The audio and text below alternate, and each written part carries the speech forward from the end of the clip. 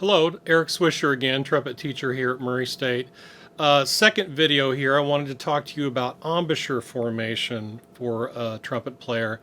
Specifically, we're going to talk about firm corners, flat chin, and how to position the mouthpiece on your embouchure. So, first things first. There are two opposing sets of muscles in a trumpet embouchure. You've got the muscles that are trying to make you smile, and you've got the muscles that are trying to make you pucker, like this. You don't want either muscle group to win. So, when you're making a trumpet embouchure, it'll look like this. You should have a nice flat chin, not bunched up like that, and you should have nice firm corners. They should look kind of like parentheses around your mouth. Okay, so whenever you're forming an embouchure, flat chin, firm corners, that should be the basis of it. What I'd have you do, and in a second, see if you can go grab a mirror. I've got one here, a small one that you can put on your music stand next to you. What I'll do is form an embouchure, and then you can pause the video and look at your embouchure compared to my embouchure. So here's the model embouchure.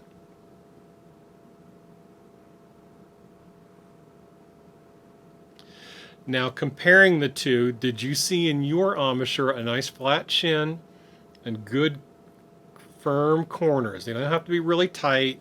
You don't want them to be loose, you know, where the air, when we start blowing air through it, it can't let the embouchure kind of collapse.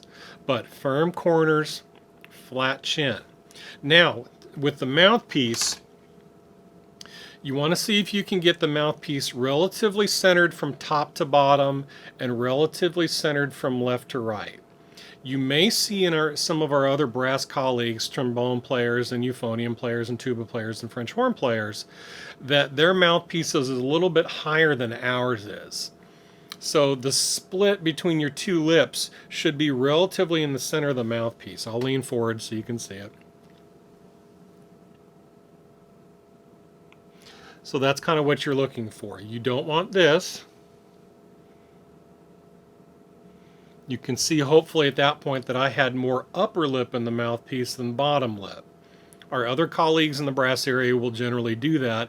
We, however, on trumpet, want to go 50% top lip, 50% bottom lip. Okay? And relatively centered left to right. You don't want to be way over here. You don't want to be way over here. You want to try to get in the center as best you can. So generally underneath, right underneath your nose. Okay? If you drift a little bit left or a little bit right, it's probably not going to be that big of a deal. But if you get to the point where you're underneath one of your nostrils, that's going to be too far. So see if you can keep that relatively centered top to bottom and relatively centered left to right. Okay? Good. That's what we covered today. Embouchure formation, firm corners, flat chin, mouthpiece centered top to bottom, and mouthpiece centered left to right. See if you can get a mirror to put on your stand as you're practicing this, and compare that to the embouchure that I used with you as a demonstration. Thanks.